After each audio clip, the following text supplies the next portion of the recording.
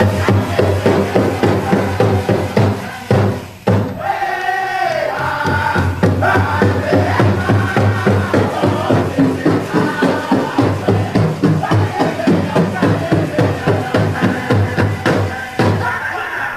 yeah, you betcha. Okay, they want a third song, eh? Sounds like they're all the way from Alaska. Good evening, ladies and gentlemen. Welcome to Native Nations. These beautiful jingle dress dancers brought us in tonight. And I heard that if you stand close to the dancers when they're waving their fans, that the breeze that hits you from those fans will give you a blessing. So remember that the next time you go to a powwow. I'm David Liberty, and we're here with three representatives from the Northwest Indian Veterans Association. Now, these guys we'll introduce in a little while here, and they've got a lot to say about NIVA and its mission. But first, I wanted to just briefly mention a couple books that you should know about out there in Indian country that are pretty good. The one I can attest to is this book by Sherman Alexie. We might want to put it on this camera. And it's called War Dances. This just came out, and I'm through my second reading of it, or nearly through my second reading. And I highly recommend it for any Sherman Alexie fans out there. It's a great book. If you're not a Sherman Alexie fan, when you get this book, start in the middle of the book and read. Don't start at the beginning, okay? Because Sherman has this habit of weeding out his readers early on in the book. So if you start out in the middle, I think you get more enjoyment out of his book. So that's what I highly recommend this book for you folks. Another book that I want to mention is out that I recently heard of is called Kennewick Man. This has a bunch of editors, and it's a bunch of stories by different authors. Can we get it on this camera? That put together stories about different perspectives on the Kennewick Man case. And unfortunately, the one perspective that they didn't get was mine. And as you may know out there, I'm one of the leading authorities in the world on the Kennewick Man case. So I wish they would have notified me. I would have been glad to contribute to this, an essay to this book. So there's our book review is over there, and now we want to move on to our guests. On my right, I have Dave, Darwin, and Robert.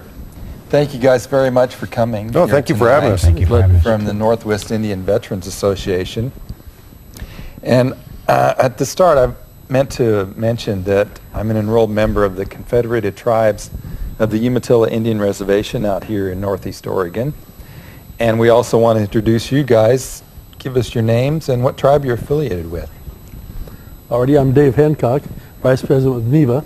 And actually, the tribe I'm affiliated with is, I tell everybody I'm with the great Euro-American tribe, the White Eyes. Oh, okay, welcome. In NIVA, we have regular membership and we have associate membership. Yeah. Associate membership is for people who are not veterans or were not native. Oh, okay. And I'm not native, so I have an associate membership. Yeah. I get interested in NIVA because active in a lot of veteran organizations, and they would do these salmon feeds after Veterans Day Parade and other veteran activities, and including the Legion of Valor that was in town about 10 years ago. So you came for the salmon? Well, I came to help with the salmon because I really respected what they were doing. I'll pass it on to Darwin here. Yeah, my name is Darwin Hartman, Cherokee Nation, Western Band. You know, it used to be a time where a lot of our veterans were ashamed to say they were Native American, but you know, today the things are changing a little bit, and I'm proud to be Native American, very proud to be Native American. Right. My role in NIVA is I represent the Native veterans in the Portland, Vancouver area. You know, kind of our mission is to promote the image of our Native veterans and in a positive way. And another one of our main missions also that we've done in the past few years is trying to bridge the gap between the White Army and the Native veterans, you know, to bridge that gap and have some healing. You know, we've done that with the also the healing ceremonies with the Red Heart in the Army. So you know, things are changing for us. We're being accepted more in the community. Well, good. We can talk about the Red Heart event later. Robert, tell us a little about yourself. My name is Robert Little Fox, and I am Osage and Cherokee. I lived the first 7 years of my life on the reservation, and my family got into the relocation program. I don't know if you know. Oh yes, we're familiar with that. Where'd you get sent? My grandparents got sent to Arizona, and we got sent to California. And so my parents, as a lot of natives, were alcoholics, and my parents gave us up to an adoption agency at the age of 2 weeks before I turned 10. So, and that was at Christmas time. My birthday is December the 24th. And so when Christmas comes around, I always think about what happened to me and what happened to our people. And it's more engraved on my heart because of what happened, because it was 3 years after we got sent away that I was adopted. And Creator was good to me and sent me to a good home. But my part in NIVA is I work in, I shouldn't say work because I don't, I volunteer in the office 2 days a week. Good. And so I'm the office manager, and we try and help every veteran that comes along. Doesn't matter whether you're white, whether you're purple, black, or native, because we all fought together to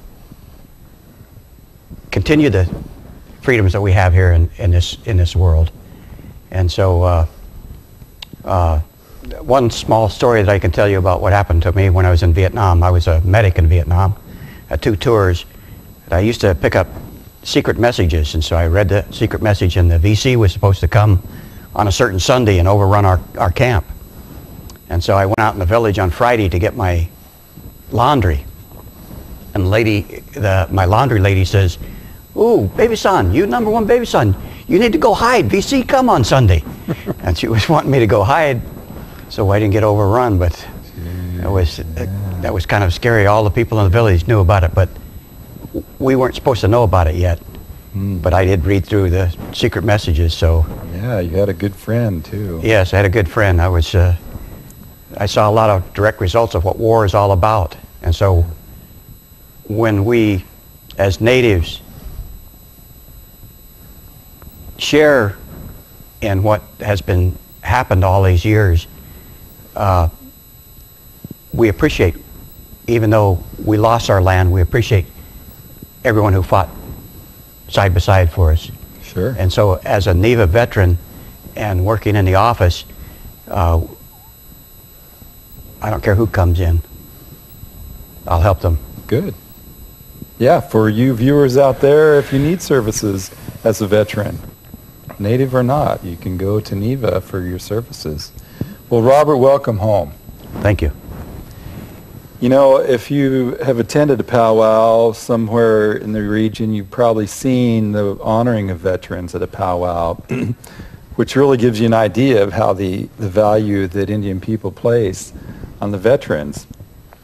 And I know it's a great honor for the veterans to be brought up and recognized, and they get to tell their name and where they served. And that's something I always appreciated about how the veterans were honored by our people. Correct, yes. Because outside of Indian company, there's not a whole lot of that. Not a whole lot of that. No. And the native people really know how to treat their veterans. You know, they put them first, you know, veterans and elders first. A lot of the powwows, they'll even seat you and feed you. Yeah. You know, you don't stand in line. Yeah. So, I mean, the native women treat us well. Yeah. Well, where is the office? You have a physical location you guys work out of? The Vancouver VA. We're right next to the VFW. Our office is right next to the VFW at the Vancouver VA. Yeah, I've never been there, but maybe someday. It's just off I-5. It's on just off 4th Plain Boulevard. 4th Plain? And that's 4th Plain exit also. Yeah. And also our office, it's right below the canteen in the VA in Vancouver, so it makes it easy to find. Oh, that's a convenient location for you guys. Well, in most Maybe respects. you should tell what the canteen is. Oh, that's right. That's the cafeteria. That's where we eat. Canteen is what the military calls it, but a lot of people don't know military termination, so it's the cafeteria. And like a small PX also. Oh, good. Small and store. is it cheap? Cheap food? I wouldn't say cheap. No. Some of it tastes like military food. But you get used to that after a while. Good. Well, what's the next big event for NIVA, you guys? What's upcoming on your schedule here? Well, pretty much what we got going on, we'll be picking toys up from KGW tomorrow, and we'll be taking those back to Vancouver, and then Saturday we'll be taking those up to the Columbia Room in the VA, and we'll be wrapping those toys for the NIVA Christmas party. Yeah. You know, we're in support of NIA over there, and we'll be wrapping the toys, and we'll have that on the 29th. Will that be at the Native American Youth and Family Center? No, we'll have that at the Kevlar Armory. That's the only place we could secure that was large enough. You know, sometimes we get 250 people that attend that party. Great. So we provide a salmon dinner, you know, a lot of the fixins. Is that in Vancouver? The Kevlar Armory is right there by the airport. The address. It's 10,000 Northeast 33rd Drive. Okay. It's right there next to the airport. Right. 33rd. And it'll, it's on a Tuesday this year. It's on the 29th. Usually we try to have it on a weekend. But after the time we get the presents and then the time we can locate or secure the armory, that was the best time to work for us. Yeah. We're having from noon to 6, we're having the kitchen crew work on the dinner, and whatever volunteers come in can help with the dinner and help with the setting up the auditorium.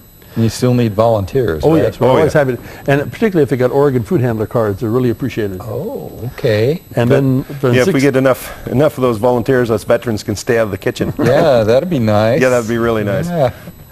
Then from 6 to 7:30 that we serve the Christmas dinner. Then 7:30 to 9 p.m. we have a Christmas party and give presents to the kids and gift cards to the teenagers and also to the elders. And who is invited to this party? Natives and veterans and their families. Is it an open invitation, or do you guys have a limited? Yes and no. It's open, but not for the entire world, right? For the we have this application. So it's just so we can keep track, because we have to. We get donated funds, so we have to show that we've legitimately used it on Native population, et cetera, and veteran population. We're not really. Our organization as a whole, we get donations from some of the tribes, but we're not supported by any tribal affiliation. So a lot of our money comes from donations, and the work that we do as Honor Guard. They donate to us for carrying the flags in, and we use that money throughout the year for the veterans and these parties. Good. A lot of the NIVA programs are on reservations. Sure. So, such as the Grand Ronde and the Silettes. Yeah, we've got one at St. Denis Yes. up at Umatilla. And so most of the tribes sponsor them, but we are the only ones who are not on a reservation, and we don't have anyone who sponsors us monetarily, except for, like Dar was saying, when we go to a powwow and we're the Honor Guard, they do give us some, sometimes they don't, and it's up to each individual as to what they want to give to us. So, Yeah, and you guys aren't getting rich off this. This is just an honorarium. No, with the economy the way it is, everything's pretty tight. No, and, a lot of things we do, we actually volunteer ourselves, and the fuel for the. Usually my portion of it is I pay for the U-Haul and the fuel for the U-Haul to pick up the toys and those kind of things. Yeah. So we all pitch in quite a bit. Good. So we don't try to take those funds unless we really need them. Yeah. yeah. I would like to say, if they would like to get a hold of an application for the dinner, and they can just leave an address for us at our office phone number at the VA, and it's just out of the VA, which is 360-696-4061, extension 33413. Yeah, I think we might have that on our scroll. Yes, Okay, we so do. good, excellent. So, Okay. And then we can go ahead and mail you out an application. Or if you have a fax machine, we can fax it out to you. but this is for Native people, Right. generally. Correct. That's the thrust of the event, right? Yes. Okay, good. And and there are donation cans there also, to donate to the cause for the next year. So. Yeah. Well, what other events do you have upcoming that you guys will be representing yourselves at? We have the sobriety powwow, New Year's Eve sobriety powwow. New Year's Eve, that's still on? Yes. Yes. Good. I hadn't seen any big advertisements, so I was just hoping it would be again. Is that at the convention center? Right. Yes. Yes. Great. So, you just come and bring in the new year. There's no drugs, no alcohol. We just all go and have a great time. Being around your own people and dancing and singing, it's all good. And is there a time, do you guys know, for the New Year's Eve? The grand entry will start at 1, and then they'll probably go until 5, where they'll have a break for dinner. Okay. And then they'll have another grand entry at approximately 7, and they'll go till midnight. And this is all free. There's no cost to go to the powwow. And I know we have to keep repeating that to people. Believe it or not, it's free to get in the powwow, so don't worry. And same with the Christmas party. Yes. Yes. Yeah. So you can bring money if you want to buy food or other things. You know, there'll be booths and they'll be selling crafts and goods, and so be prepared to spend money there, but you can get in for free. The nice part about that New Year's Eve powwow, we had one veteran that came in last year, and he said he just wanted to get off the street so he wouldn't drink, because he wasn't allowed to drink there. Yeah. And he spent the evening there, and you know, we provided him some food. You know, well, unfortunately, you could probably go and grab a whole bunch of veterans off the street. Correct. Definitely. Yeah, and we'd like to see him. You know, if you can come clean and sober. Yeah. You know, come on down. You know, we'd be more than happy to help you out with a meal and get you through the night, because sobriety starts one minute, 1 hour at a time. You can start that night. Exactly. And, start from there and go ahead. You know, I've seen a lot of our Vietnam veterans that looking for that answer at the bottom of a beer can, and it's not there. You know, we're there to help. We have a veterans committee that meets on the last Sunday of every month, and we all us veterans get together, you know, all veterans, and talk about our experiences. I was diagnosed last year with PTSD, and that committee helped me to realize I did have a problem, because there was other veterans out there that had the same problem I did. Yeah. And so they've medicated me for that, and you know, my wife really appreciates it. I'll bet. You know, she was reading the manuals and so forth that were put out by the VA, and she'd realized what I had, and you know, she supported me through the whole thing. And then when I admitted to it, which is a hard step, it's a really hard step. You know, she was over there going, yes, you know, and I didn't know it meant that big of a thing to her, but you know, looking back, I was pretty miserable.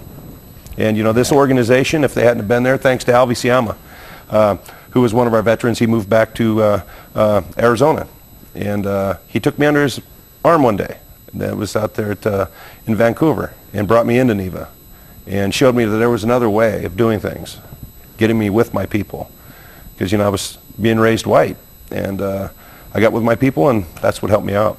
So we're here. We're here for you veterans, you know, wherever you come from. You know, we're veterans and we're family. So do you have like an enrollment? Can you say you have X number of members or anything like that? The books are quite high. Our active members are quite low right at this time. Yeah. People come when they can. We're asking for some retirees. You know, there's a lot of daytime activities that take place that, you know, people like myself are working during the day, so we can't attend those. Yeah. So we need the membership for, you know, even if you are retired, you know, there's places for you in our organization. We'll accept anybody. And especially also, we'd like to encourage the younger Iraqi and Afghanistan to come aboard also. Certainly. You know, you're hearing about these Iraqi veterans coming back and committing suicide, and it doesn't need to be. They got a family here. Yeah. You know, by all means, call the office, call the suicide hotline. The VA has one. Get with us, and we'll sit and talk. Arnie Holt, Colville tribal member. Many nights I called him up in the middle of the night, said I needed to talk, and he was there. You know, there's many of us that will stay up all night with you if that's what it takes. Yeah. You know, it's veterans supporting veterans, and that's what it's about. Mm-hmm. You know, got to stick together. Mm-hmm. So you were in Vietnam? No, I'm too young for now. Desert Storm, Desert Shield. Okay. I served with the 92nd Bombardment Wing. And how about you, Dave? I served in the regular 61 to 67. Then in the reserves, I served there from 72 until God knows when, 20-some years there. Still? Well, finally retired out at age 60. Oh, you did, okay. But I served during the NAM, but was not in. I was in Turkey, Syria, Lebanon, Jordan. Mm-hmm. And then I was called up during the Iraq thing, but they just had me working in D.C. then. So. Well, I turned 18 the year that they abolished the draft in 1975. So I just got lucky, I guess, because they were doing the lottery picks before. The year before, my number was 3 in the lottery, and then the next year there was no draft. So I went in on my 17th birthday, so it wasn't an issue. Yeah. Well, what are some of the other big events that you guys have done in the past that stand out or that you're really proud of, some accomplishments? Muckleshoot was really good. Tell us about it, Darwin. It was a spiritual thing for me. When I was a product of affair, my biological father was Native American, and the father that raised me was French, and you know, he wasn't too hip on, you know, the black-white thing. You know, he was pretty racial at times. Well, that's too bad, because the French who first came to America really did a good job blending in with Native people. He wasn't blending too well. Sorry, so when he passed away, I was free to live my life the way I was supposed to.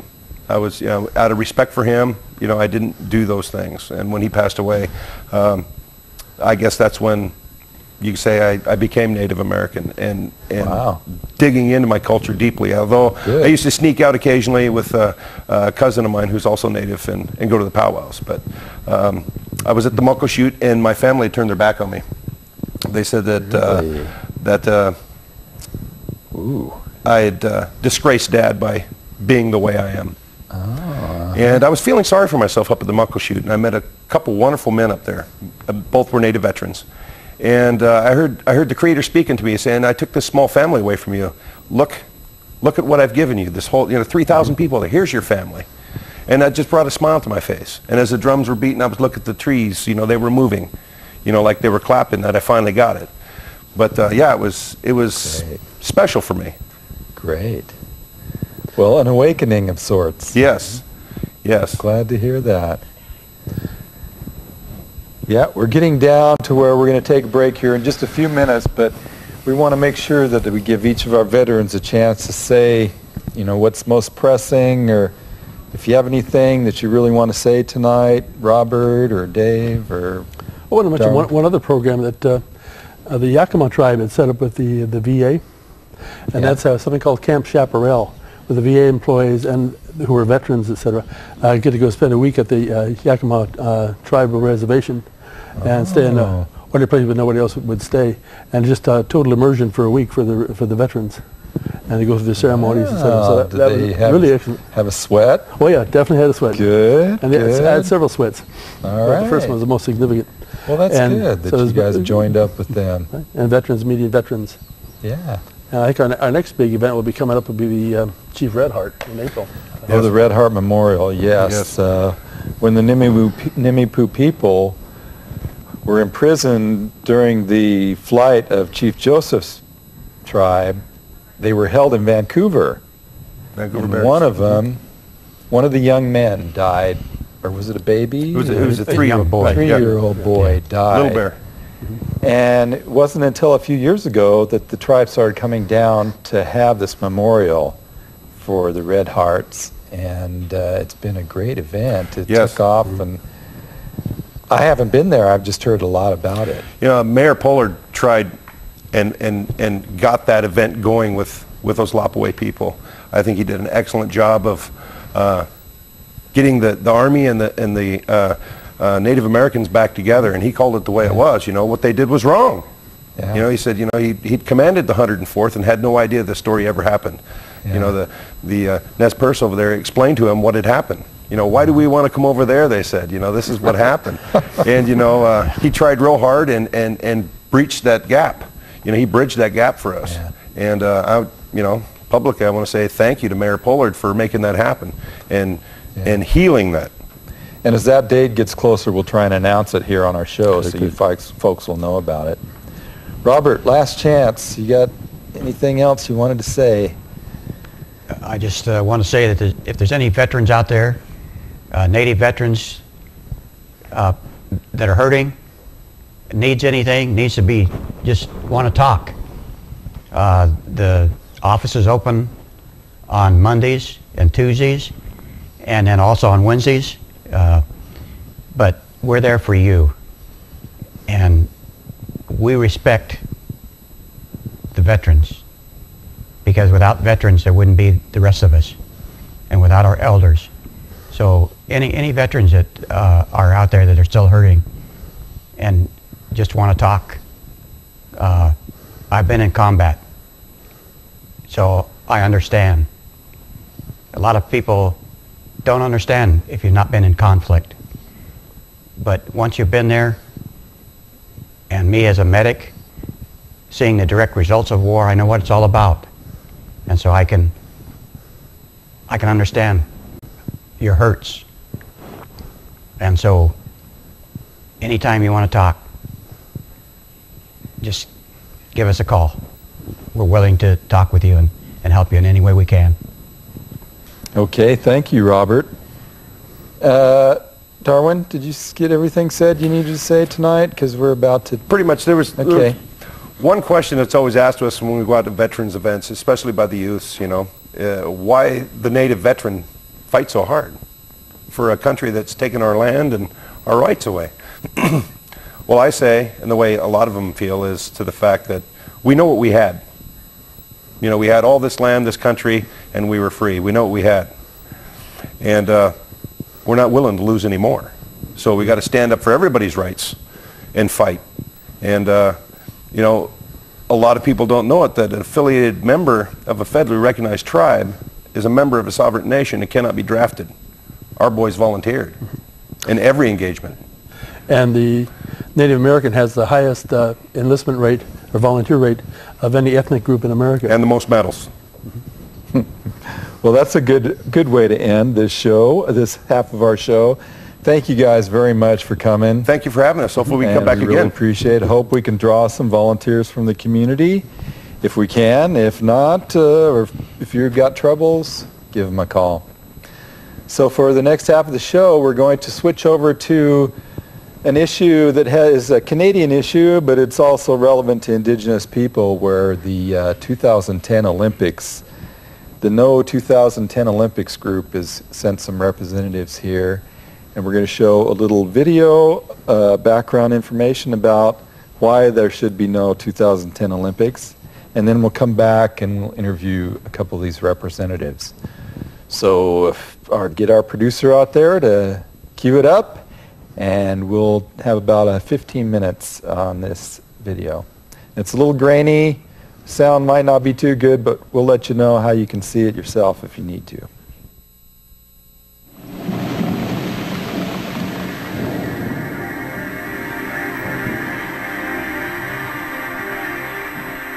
Every 2 years, the world experiences another battle of Olympic sport, of nationalism and corporate invasion. Host cities are required to pump billions of dollars into the Olympic budget, though it's the local communities that suffer the highest impacts of the Games. In 2003, the city of Vancouver and the village of Whistler in British Columbia won the bid to host the 2010 Winter Olympic Games. Since then, the cost to taxpayers has tripled, the environment has been devastated, Indigenous lands continue to be stolen, and homelessness is spiraling out of control. In response, a movement opposed to these devastating impacts has emerged. Over the past 3 years, this movement has carried out many successful campaigns and direct actions that expose the Olympics for what they are. The Olympics are not about the human spirit and have little to do with athletic excellence. In reality, they are a multi-billion-dollar industry backed by powerful elites. Real estate, construction, hotel, tourism, and media corporations working hand in hand with government officials and members of the International Olympic Committee. Their main goal is massive economic growth despite the negative impacts on people, communities, and the land.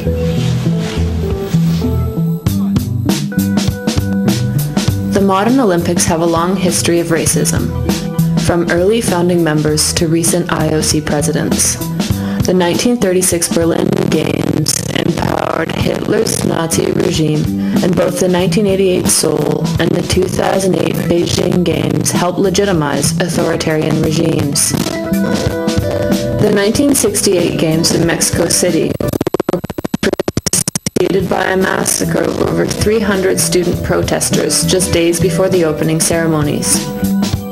IOC President Avery Brundage, an infamous Nazi sympathizer, never acknowledged the massacre, but days later stripped 2 U.S. athletes of their medals for raising their fists in the air in a Black Power salute.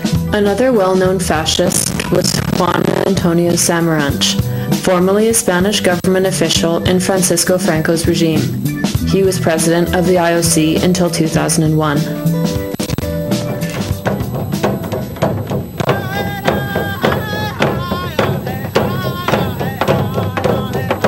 British Columbia remains largely unceded and unsurrendered Indigenous territories. Under Canadian and international law, the province has no legal or moral right to exist, let alone claim land title and govern over Native peoples. Despite this, and an ongoing fraudulent treaty process, the government continues to sell, lease, and develop Native land for the benefit of corporate resource extraction and ski resorts.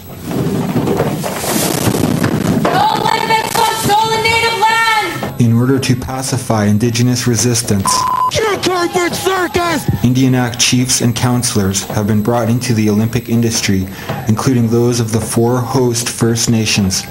These Native business elites are contributing to homelessness and ecological destruction in exchange for prestige and profits.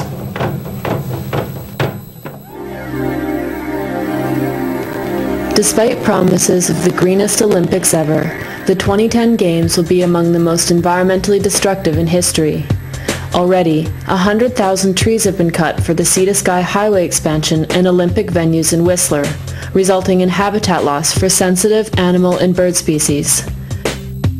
The 2010 Olympic Games will generate more than 3.7 million tons of carbon emissions.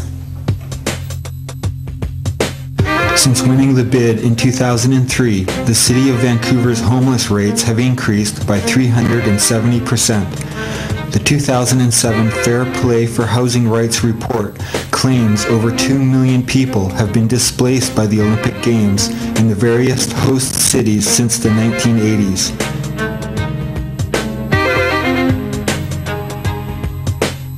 In addition, host cities routinely begin campaigns to criminalize the poor. In Vancouver, Project Civil City was launched. This project featured strict new bylaws targeting panhandling, street vending, and sleeping outdoors, in essence criminalizing being poor. With thousands of impoverished people less than 1 kilometer from the venue of the opening ceremonies, the picture begins to look like nothing less than social cleansing.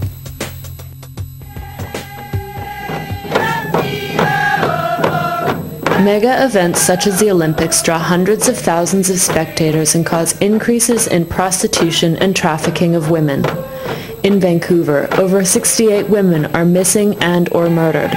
Most of these women are Native and were reportedly involved in the sex trade.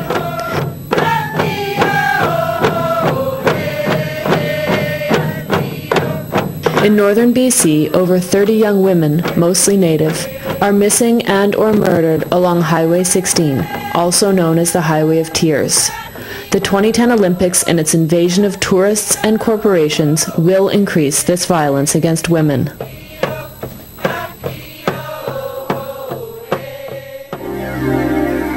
Some 15,000 police, military, and security personnel will be deployed for 2010, along with 40 kilometers of crowd control fencing, CCTV surveillance cameras, and special security zoning around Olympic venues. For 3 weeks, Vancouver will effectively be an occupied police state.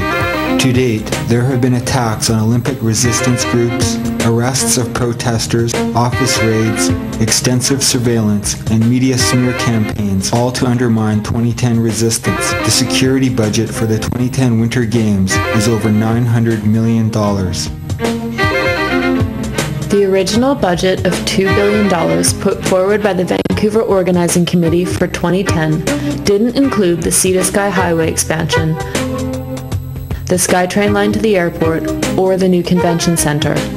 These projects were necessary to win the bid and will be completed by 2010, bringing the tab up to $6 billion in public debt, not including a security budget that continues to skyrocket. Governments and business use the Olympics as a means to attract corporate investment. In BC, the Liberal government has streamlined application processes, cut taxes, and offered other incentives to increase certain industries such as mining, oil and gas, and ski resorts. This includes large increases in transportation systems, including new ports, bridges, expanded highways, and rail lines. This is all part of their investment to 2010 strategy. The results have been dramatic, with record-breaking increases in these industries, resulting in greater environmental destruction and more corporate power and influence over our daily lives. Many of the main corporate sponsors of the Olympics are themselves responsible for ecological destruction and human rights violations, including McDonald's, Coca-Cola, Petro-Canada, and TransCanada, while others are major arms manufacturers like General Electric, General Motors, and Bombardier.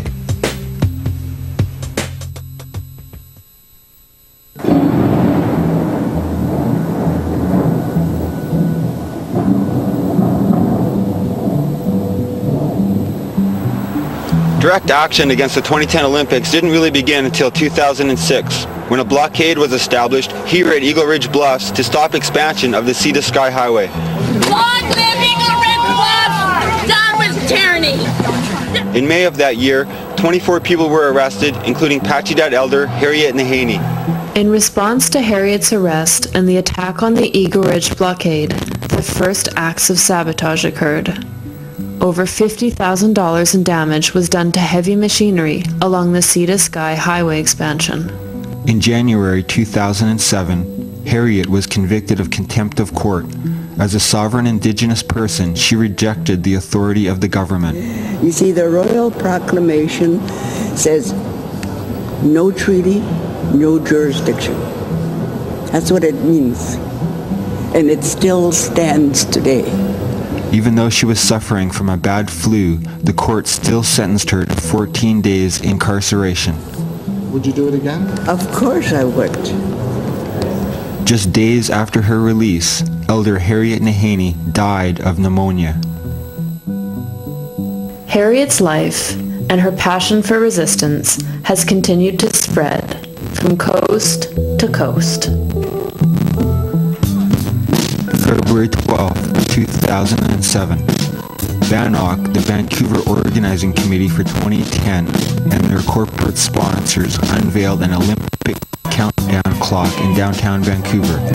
The event is disrupted by Native and non-Native protesters,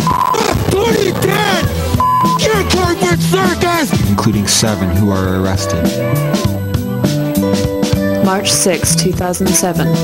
The massive Olympic flag flying over City Hall is stolen. Days later, the Native Warrior Society releases a communique claiming they stole the flag in honor of Harriet Nahaney and in opposition to the 2010 Games. March 12, 2007. Another VANOC event is disrupted, this time a flag illuminating ceremony at City Hall. More than 200 protesters show up and drown out the event with chanting and foghorns. April 24th, 2007. Dozens of Olympic resistors crash a VANOC recruiting event in Halifax, Nova Scotia. They rush the podium, yelling "No Olympics" on stolen land. May 22nd, 2007. Members of the Anti-Poverty Committee trashed the office of Ken Dobell, a member of VANOC and advisor to the BC Premier. August 19th, 2007. In Ottawa, a group of anarchists smashed the windows of Bell Canada, national partner for the 2010 Olympics, contributing $200 million. October 14th, 2007. The Anti-Poverty Committee holds a rally in solidarity with 8 of its members held in police custody. The group had attempted to squat an abandoned hotel as a statement against the Olympics and their effects on the poorest of the city. December 10th, 2007. In Vancouver, the windows of a RE/MAX office were smashed. The action was done in solidarity with all those fighting the Sun Peak Ski Resort and the 2010 Olympics. February 11th, 2008. BC Premier Gordon Campbell holds a private luncheon for Olympic-related developers at the Hyatt Hotel. Indigenous elders lead over 100 protesters to the front doors, where they are met by police barricades. February 18th, 2008. members of Native 2010 Resistance disrupt a press conference held by the Assembly of First Nations. The Indigenous women pour bags of apples on the podium where Phil Fontaine is speaking. They claim the chief is a sellout, red-skinned, but white on the inside. March 11th, 2008. One of the many actions against the Royal Bank of Canada occurred in Ottawa when a trash can was hurled through their window. May 7th, 2008, a Peter Kiewit and Sons truck was torched. Kiewit is the main contractor building the Sea to Sky Highway. It was also the company that filed the injunction that led to the arrest of Elder Harriet Nahani. June 24th, 2008. Several military vehicles are set on fire in Vancouver against the Olympic Police State. That same night in Toronto, another 13 vehicles are destroyed by fire at a General Motors dealership. General Motors of Canada is a national sponsor, contributing $53 million. September and October 2008, Olympic resistors across Canada target the CP Rail Spirit train. On the west coast, the Olympic Resistance Network crashes the send-off ceremony.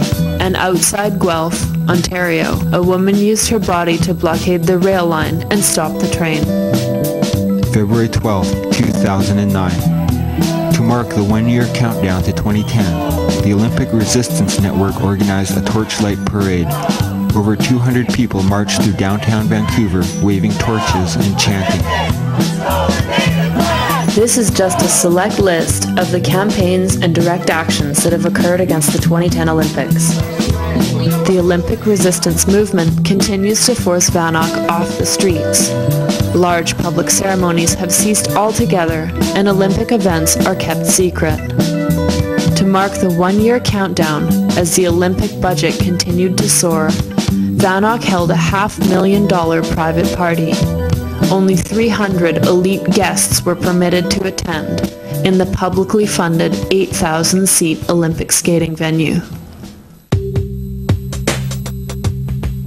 The Olympic Resistance Network is a coalition of various community groups, including Indigenous, anti-poverty, environmental, and many other concerned citizens.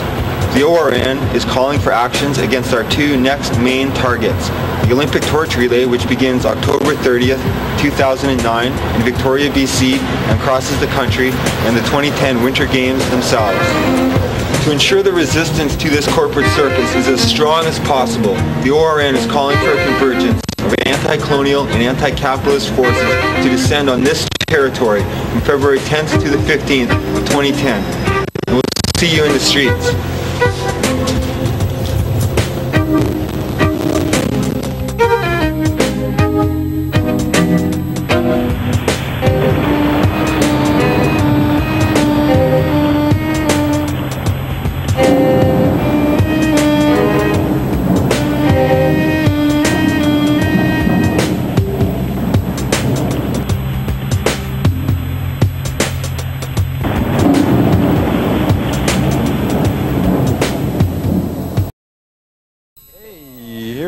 We are back to Native Nations for our December show. Thank you very much for joining us. We hope you enjoyed our little talk with the Northwest Indian veterans.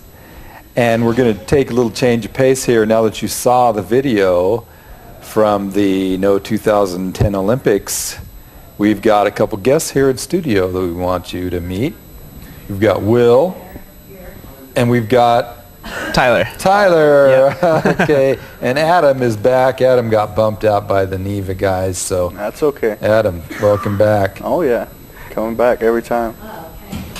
Well, I probably got the name of your organization wrong, but tell us who you represent and why. Sure. Will? Well, Tyler and I work with the Cascade Convergence Network, and we're a group of folks here in the United States that are working in solidarity with people in Canada, both Indigenous and non-Indigenous, to promote the convergence of protesters and people opposed to the 2010 Olympics, February 10th through 15th. And so our organization is a mostly educational organization trying to get people aware of what's going on in Vancouver and the impacts of the games both on the environment, on Native people, and on issues in the city. And so yeah, we're more kind of like a conduit of information, and we've organized some speaking events and tried to bring people from Canada to speak And actually last week when our events were being held, the folks coming down from Canada were detained by the border services and denied entry into the United States. So what we're seeing right now is a continued pattern of repression against folks that are organizing against the Olympics. So they couldn't come into America because they were going to protest the Olympics. Is that it? Yeah, what's actually interesting is this is a pattern of continued state repression. This is actually the third time that we've seen very explicitly people being denied access. Organizers from the Olympic Resistance Network were coming down a couple months ago, were denied entrance, and a couple weeks ago, a journalist, Amy Goodman from Democracy Now!, was going from the United States into Canada to not even speak about the Olympics, but just, she was doing a book tour, I think. And she was denied entrance. And at the border guards were asking her over and over again, are you going to speak about the Olympics? What do you have to say about the Olympics? And she was actually kind of surprised because I think she was aware about the Olympics, but she wasn't aware to the degree that the state was cracking down so hard. And that's a phenomenon that we've seen more and more is both the militarization of the border, but this increasing police crackdown on people opposed to the Olympics. And it's kind of baffling as to why the Canadian state is so scared of Native people standing up for their rights. And I think that makes us ask some really hard questions.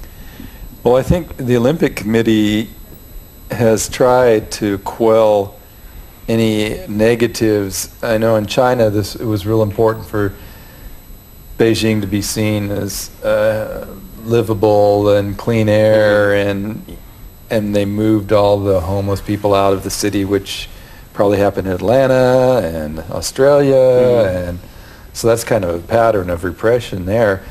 But this is more about Native people and Native lands and Native issues that are under attack directly by Olympic construction. And is that true? Absolutely. What's important to remember is that Vancouver actually shouldn't exist in the way that it does, because the Coast Salish territories are actually unceded Native land. And the places where expansion is happening, there isn't a firm agreement. There isn't a totally legal right for the Canadian state to be there. And what Indigenous people are saying is that the Olympics, as a tool, as a catalyst, are being used to seize more Native land, to develop ski resorts, to develop highways, to develop these big tourist lodgings. And this is coming at the expense of Native people and the environment that they depend on for their lives. And last week at our speaking events, we saw footage from blockades that Native people had made on these construction roads going into these ski resorts, where Native people were building houses, were building barricades to stop this.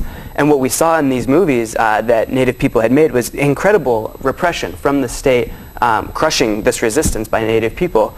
And it's just a terrible pattern that we really have a responsibility to learn about and to also stand up to. Well, it's been a poor history of relations between the natives of Canada and their government. And the government doesn't seem to have any interest in making treaties with the native people up there. So this is sort of an attempt to assert a little more political power, or try and assert their rights as a sovereign nation. Are you guys... Have you been up there to see what's happening on the ground? I went up there this summer, not specifically to Vancouver, but to Alberta, northern Alberta. It's the site of the tar sands, which is connected to the Olympics because people like Petro-Canada, or companies like Petro-Canada, are big sponsors of the Olympics, as well as the tar sands. People like the RBC, Royal Bank of Canada, they're the big financiers of the tar sands as well as the Olympics.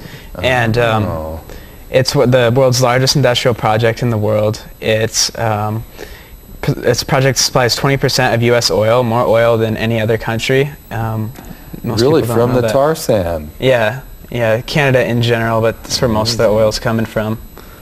Wow, and you'd think, since it's so hard to extract and so intensive financially, and but using a lot of resources to draw this oil out of the sand, out of the rock,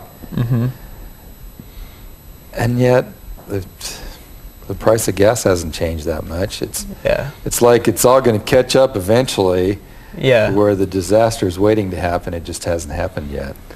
Yeah, it's interesting. Under the I think it's the Security and Prosperity Act, you were talking about it earlier today, but they actually, Canada has exports that exceed 50%, 50 or 60% to the United States, they have to guarantee that they keep those exports at that level. So once they are exporting a certain amount of the tar sands oil, it's gonna permanently have to stay that way. And so by 2020, the project will be the size of the state of Florida. And when I went up there, it's really like Mordor. It's just a gray wasteland as far as the eye can see. The toxic tailings ponds that they expel all of the wastewater spill out 27 million liters of toxic waste in the world's largest watershed every single day. And all of that, the project is just north of a few cities, Edmonton and one other larger city, but all of the water flows opposite direction of these cities into the native communities there.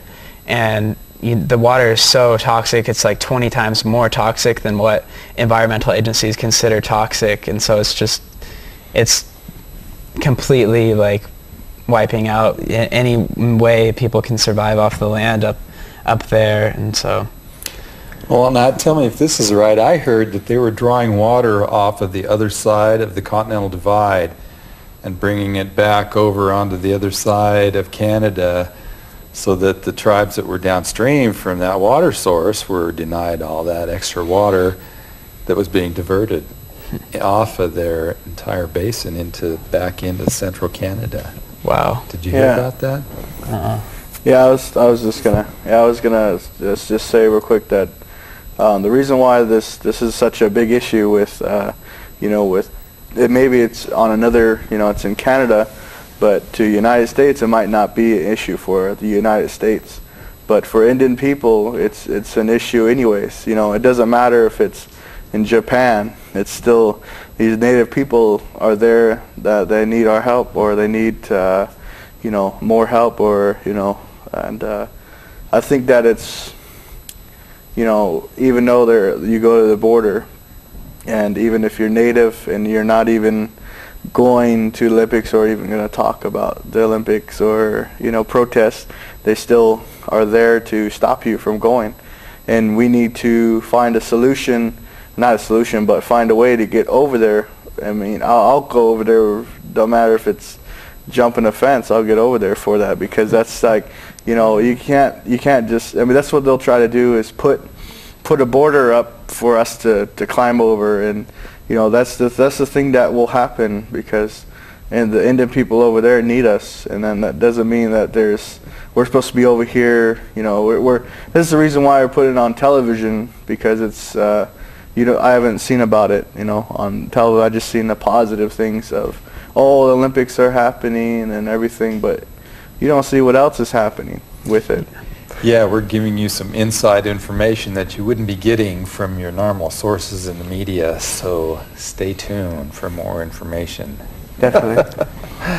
I mean, it's really hard, and I think you identified a really cruel irony that Native people here in the United States are denied access to go across the border, when that border itself is a colonialist construct. It was not Indigenous or Native people that created that border, but the white settler government. And the kind of this pattern of colonialism that is continuing in Canada, the question of why is it important for us here, is a really important question. And myself, who I'm not Native, but these issues are so important to me, because these Native people are standing on the front lines of stopping environmental destruction. So like what Tyler was talking about in the Alberta tar sands, the people who are affected first by all these toxic tailings are the Native people that live there. But I was reading an article recently about a similar pattern of pollution, where the Native people were the first people being affected here on the Columbia, where a zinc and lead smelter was leaching into the water. And I think it's very important that non-Native people are listening to Native people, calling out for solidarity and to stand with them. And this is a really important way that non-Native folks can stand with Native folks in solidarity by opposing the Olympics. And it's really important that that everyone is kind of connecting the dots as to who's kind of in charge about these sort of things, and companies like Royal Bank of Canada and Petro-Canada are the ones that are kind of sponsoring these projects, and we need to hold them accountable. Yeah, and that's the thing that, you know, it may be hard for just average people to hold them accountable, but, you know, it's kind of thinking, well, we'll speak the truth and we'll keep on doing it, you know, and that's the thing that we need to keep on doing. I mean, like, I wish I told Dave that I wish every show we had, like, you know, we had more than an hour, with, you know, more 2 hours or something, just to talk, you know, not bore the viewers, but there's a lot of information that we miss. Like, usually at the end of the show, I'll be like, man, Dave, I wish I talked about that, you know. That's right. Well, it happened again tonight, because we're out of time already. And so I put together this email. I'll probably try to put it up on the board. 10 seconds. 10 seconds, but yeah, I'll put it up if you have any questions about the Olympics, or I can forward you more information, updates, and that's all I have to say. Well, thank you very much for watching, everybody. We'll be back again next month, the third Thursday of January, 6 to 7, Native Nations. We appreciate our guests, Will and Tyler. Thanks for coming, you guys. Thank you. And good luck with your work. Thanks. Thank you. And thank you very much for watching.